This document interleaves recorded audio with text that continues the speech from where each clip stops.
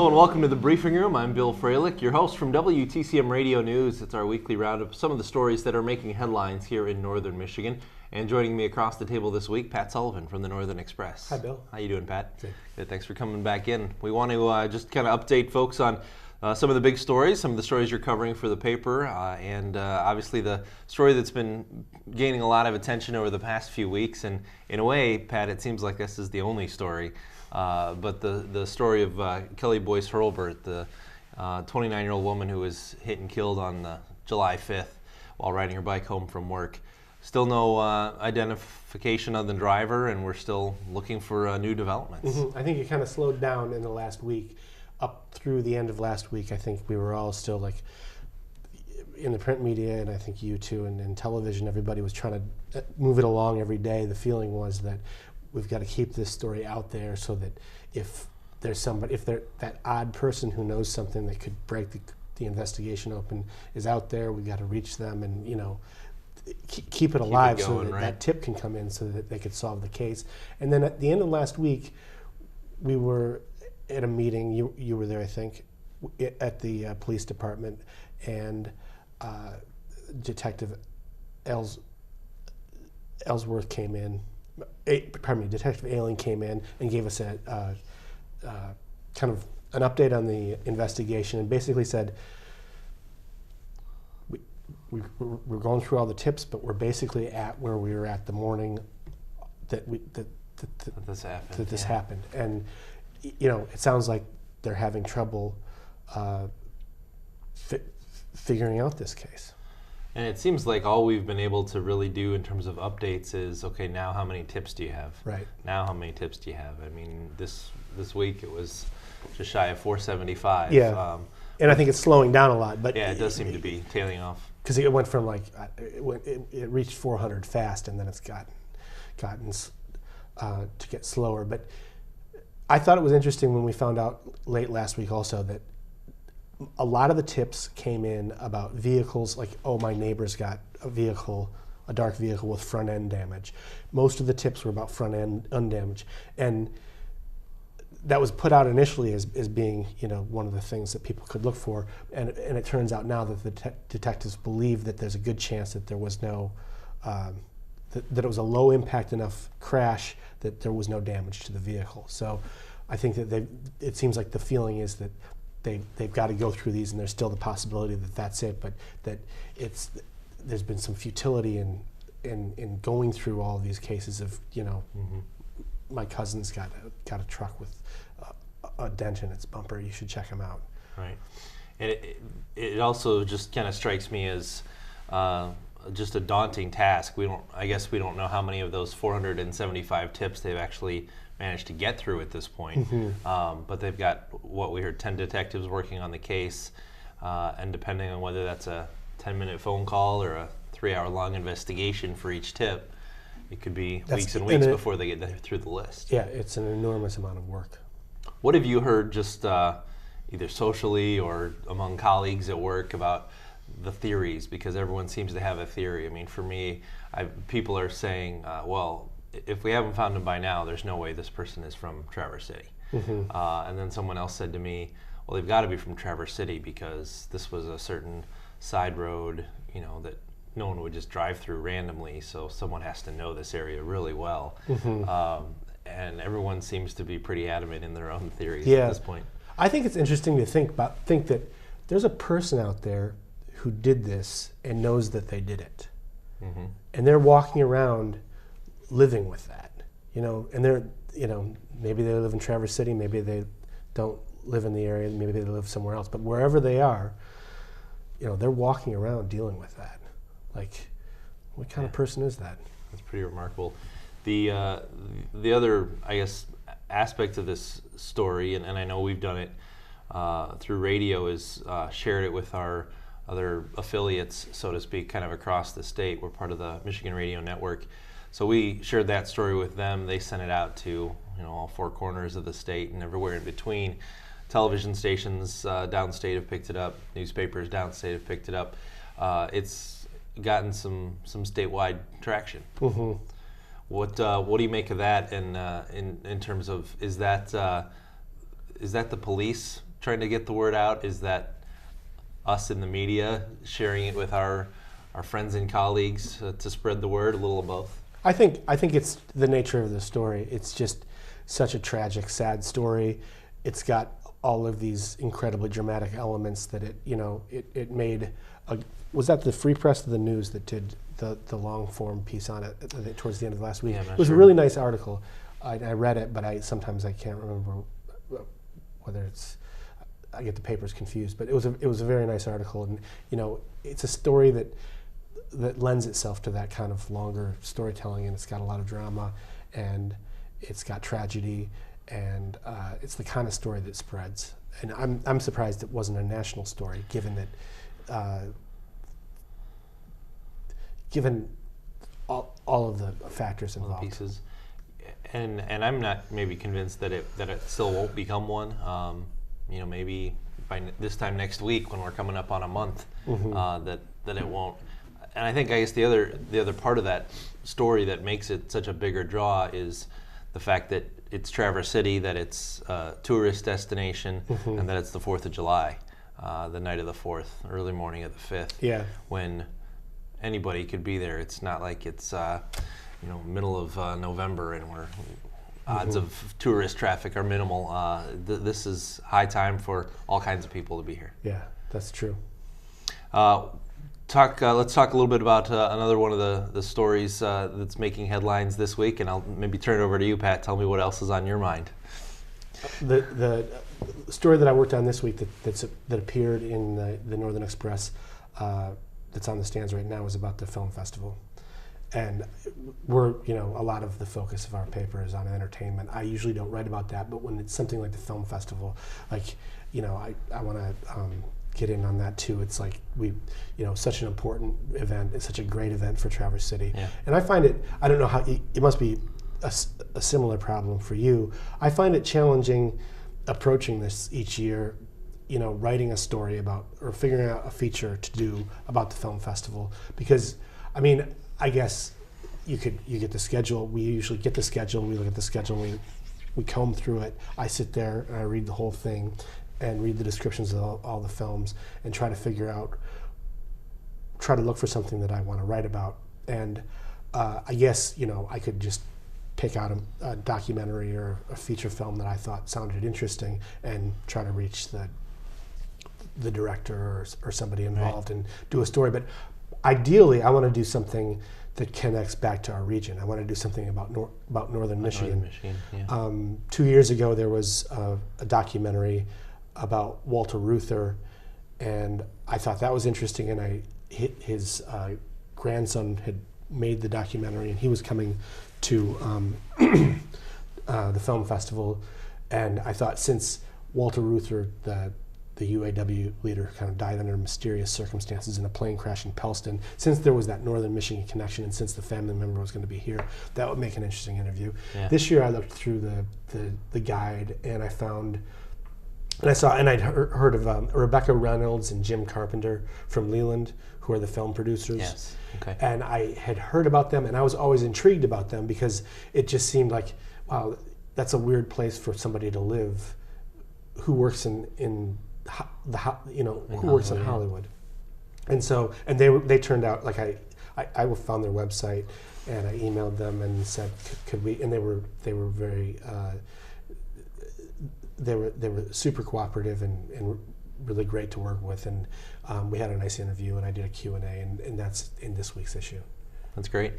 What do you take away as, is there a big headline for the film festival this year? That seems the Bijou by the Bay Theater is kind of getting a lot of attention, but 9 years of the film festival. Anything else that stands out for you? I think it's great that they're opening the Bijou by the Bay. That looks like that could be another great thing for Traverse City when it gets up and running, and hopefully it'll be all ready to go when the film festival starts.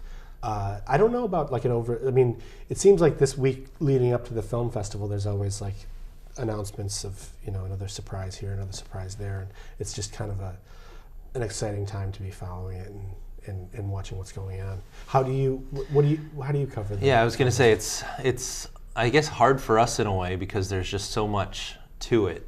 and we could literally do something different every hour of, for every different newscast, and we still would never touch on all the things going on at the film festival. So it's almost a challenge of, do you do too much? Do you just do not at all? I mean, obviously we mention it, we talk about it, but in terms of any specific features, you guys are in a great position. You are, I think, in being able to do some of those feature stories, longer form pieces that we just can't do in a 2-minute newscast.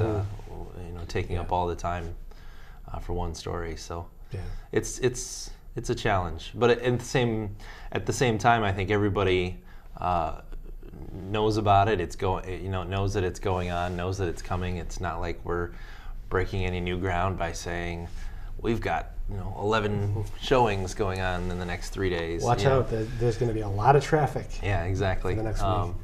But again, those longer feature pieces and the things you can actually tangibly look at and read and take an interest in, those are great, because those are things that you just don't get anywhere else. So it's really cool. Well, hey, I want to take a break here on the briefing room. We'll be back with Pat Sullivan from Northern Express coming up in just a minute. Talk about what Pat's working on for next week's edition. Right after this.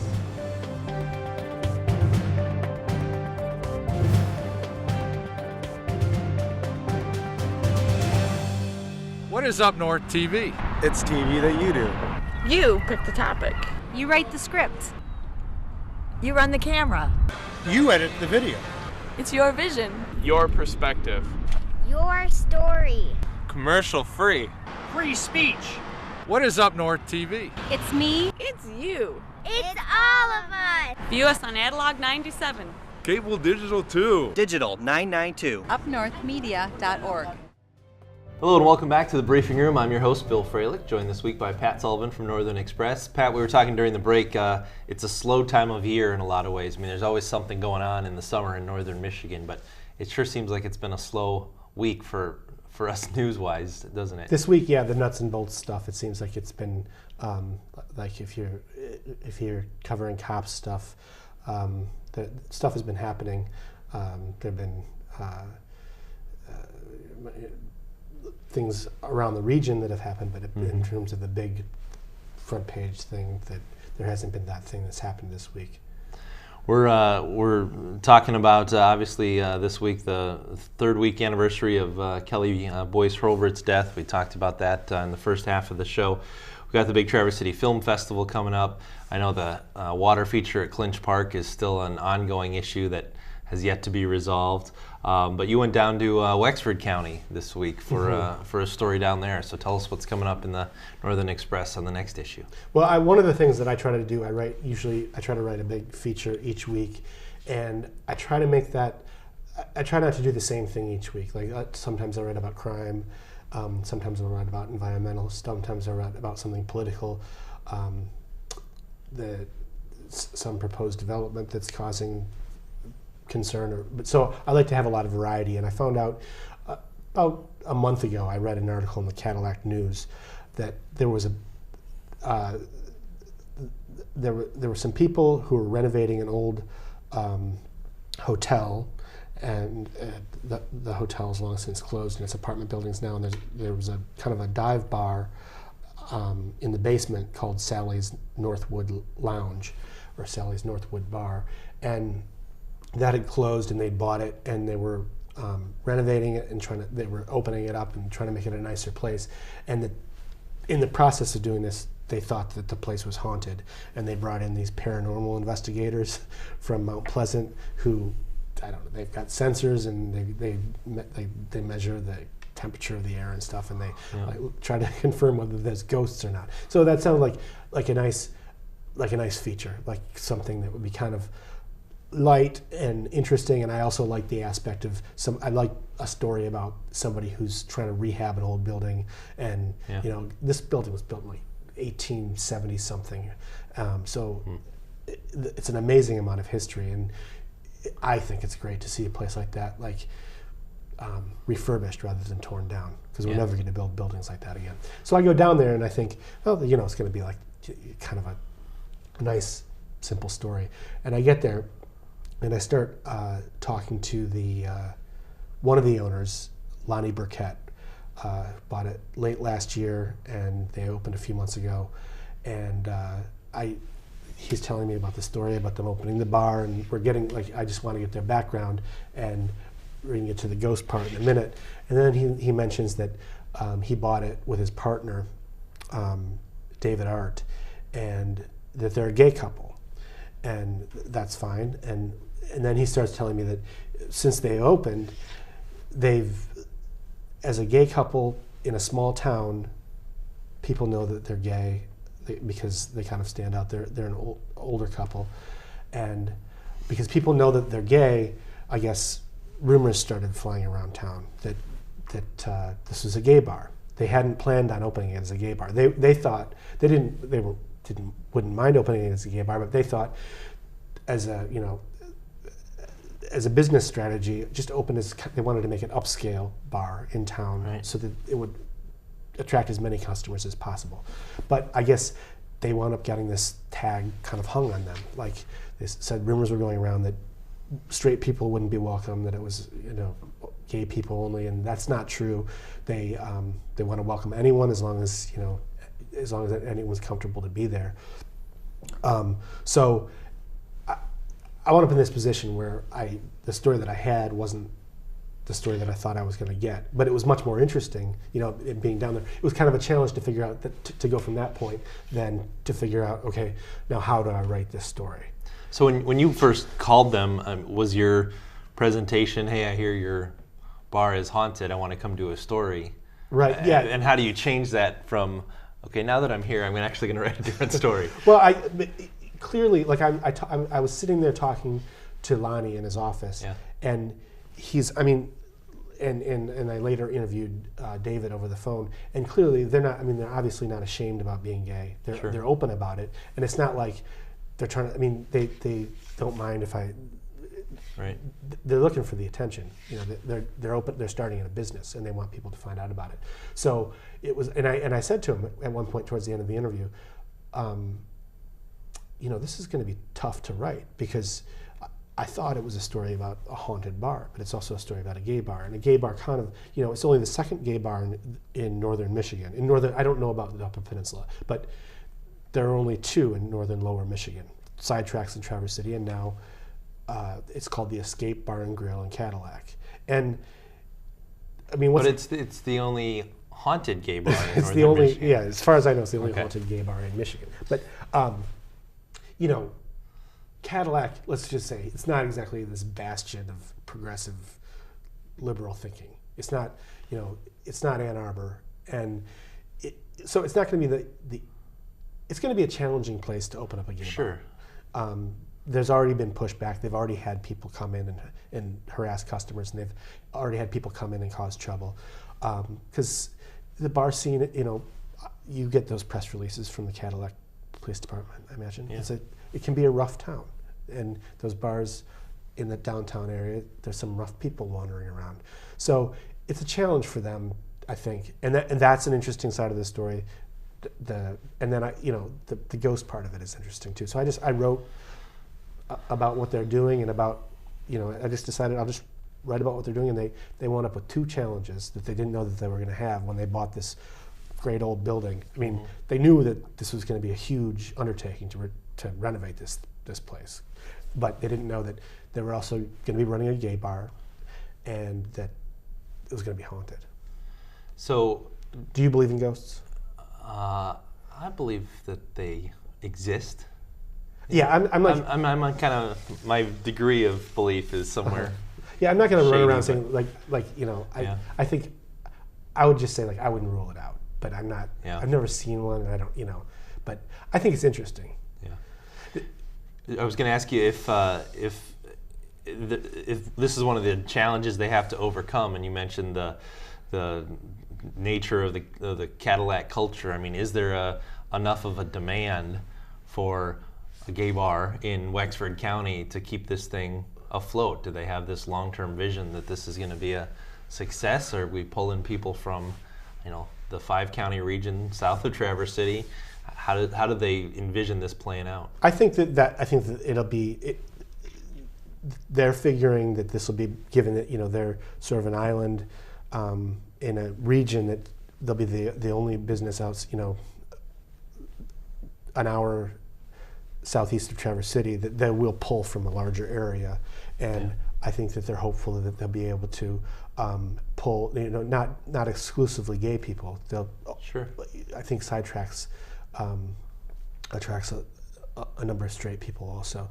People who don't mind, who kind of enjoy that kind of nightlife, and so I think that they're planning on having a couple of drag queen shows in August.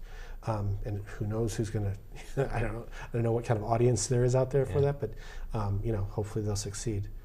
And it's interesting because you mentioned Sidetracks, and I've long heard that referred to as the gay bar in Traverse City, but and I've never talked to the owners there. I don't know that they consider it the gay bar. I think they like these folks in Cadillac say it's open to everybody.